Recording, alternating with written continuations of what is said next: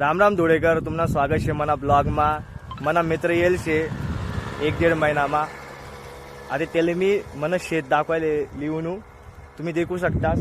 जसं की आटी जिवारी बाजरी, तथापि जिवारी बाजरी शे आणि हे संपूर्ण शेत मन शे. मग देखू शकतात तटे गहू लावेल शे आम्ही. आणि तुमले आते मी पुरा टूर करावसू मना शेतीना की Dhulekar is there, everything is fair.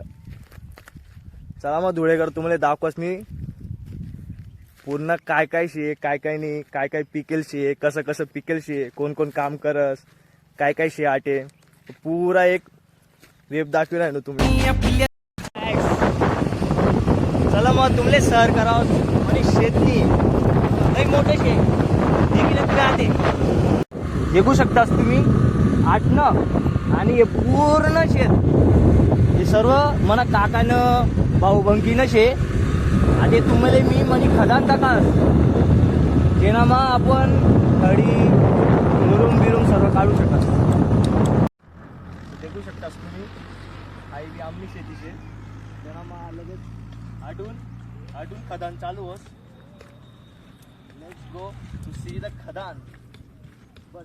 देखू शकतास तुम्ही आई खदानना सर्व माल शे. येना मग तुम्ही जो दगड यस तो दगड मग तुम्ही बोट पाटल्या दिवे आणि all things you can create. So देखी शकतास तुम्ही. आठवून हा जो रोड दगड शे या दगड मारून ते सर्व वस्तू बनस. त्याच्यानंतर त्यांना मग खडी रोडले कन्स्ट्रक्शन मा जो भी खडी यूज होस रोड बनवाले ही खडी सर्व येणामासून निघस. नंतर मुरुम निघस. हे पुरं पाणी शे.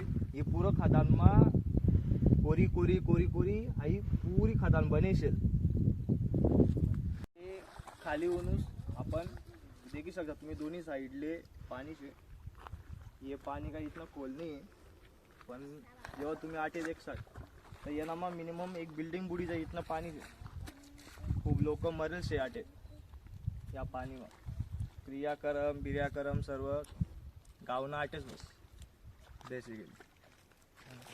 तर तुम्ही देखू शकता की आठवून ना मुरुम निघस.